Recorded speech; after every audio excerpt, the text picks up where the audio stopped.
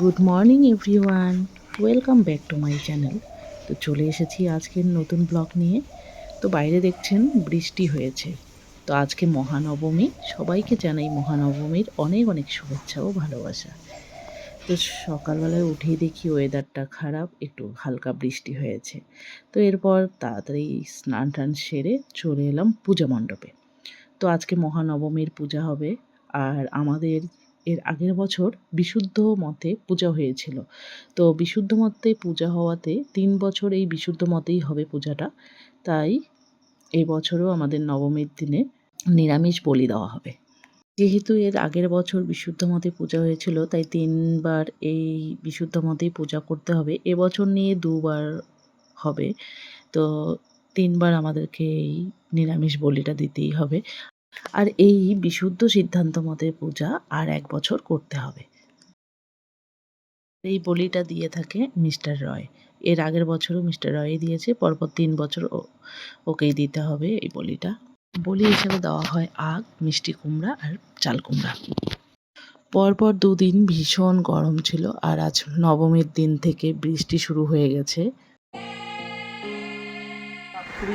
স্বরূপকম উগ্রং রক্তাস্য নয়নং রক্তমাল্লানি লেপনং রক্তাম্বর ভরন্ত্যৈব পাশহস্তম কুটুম্বিকম।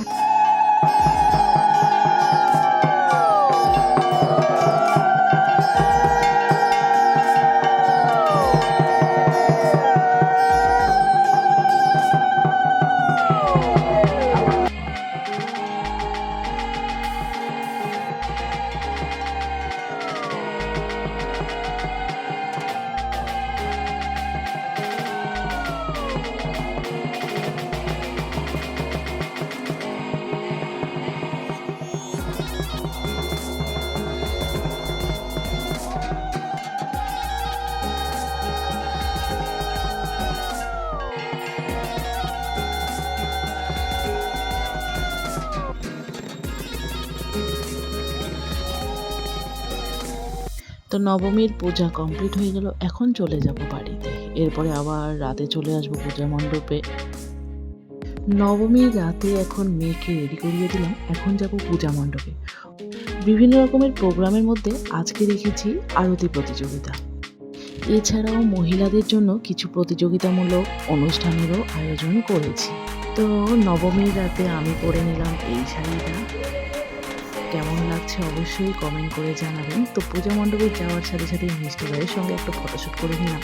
আর সবাই যখন রয়েছে, তো সবার সঙ্গেও কিছু ফটোশ্যুট করে নিলাম। তো প্রথমেই মণ্ডপে এসে দেখি খুব একটা লোক আসেনি, কারণ বৃষ্টির জন্য ঠিকঠাক মতো লোক আসেনি।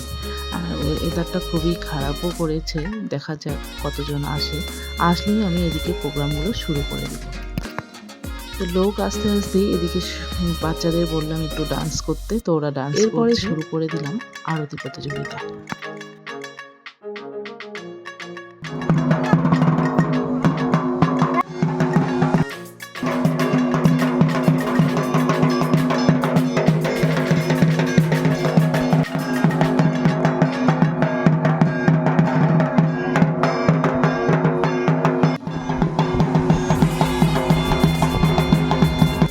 আরতি প্রতিযোগিতা হয়ে গেলে মহিলাদের জন্য রেখেছি মোম ধরানো প্রতিযোগিতা।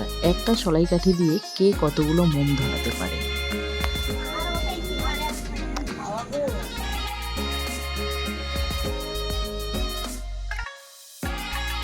তো বৃষ্টির কারণে বেশি লোক হয়নি বলে আমরা বেশি প্রোগ্রাম আজকে আর করিনি, কালকের জন্য কিছু রেখে দিয়েছি।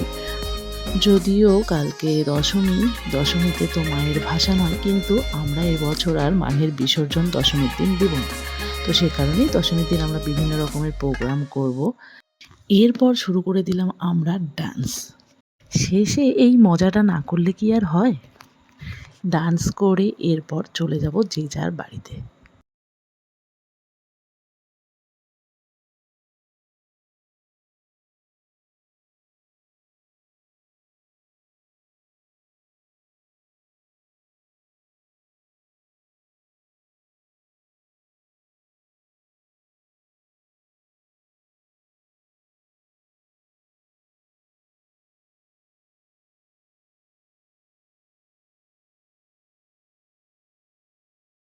তো এরপর বাড়ি গিয়ে আবার বেরিয়ে পড়লাম একটু পূজা দেখার জন্য। তো এর আগের দিন সবগুলো দেখা হয়নি, কয়েকটা বাদ পড়ে গিয়েছিল। তো আজকে আরেকটা দেখতে যাব, এখন একটা দেখে কিছু খাওয়া দাওয়া করে চলে আসবো বাড়িতে। সবার মুখে শুনেছি যে বেলতলার নাকি প্যান্ডেলটা খুব সুন্দর করেছে, তো ওখানে আর যাওয়া হয়নি। তো আজকেই বেরিয়ে পড়লাম ওখানে যাওয়ার জন্য। তো আমি, মিস্টার রয়, মেয়ে আর আমার ননদের হাজব্যান্ড আর ওর ছেলে, আমরা এই কয়েকজন টোটোতে করে গিয়ে দেখে আসবো। খুব একটা বেশি দূরে নয়, শুধু বেলতলার প্যান্ডেলটা দেখেই চলে আসবো। আর প্যান্ডেলটা সত্যিই খুবই সুন্দর করেছে, প্রচুর চারা গাছ দিয়ে প্যান্ডেলটা বানিয়েছে। ভেতরটা পুরোটাই সবুজ।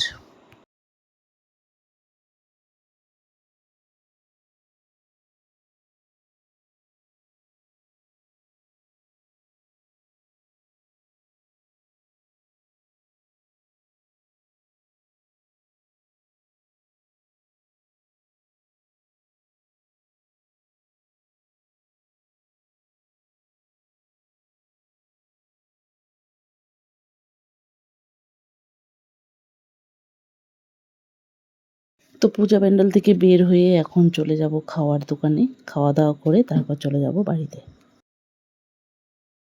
এখন চলে এলাম বাড়িতে। তো ব্লগটি এখানেই শেষ করছি। ভালো লাগলে অবশ্যই লাইক, শেয়ার আর কমেন্ট করবেন, আর চ্যানেলটি সাবস্ক্রাইব করে পাশে থাকবেন।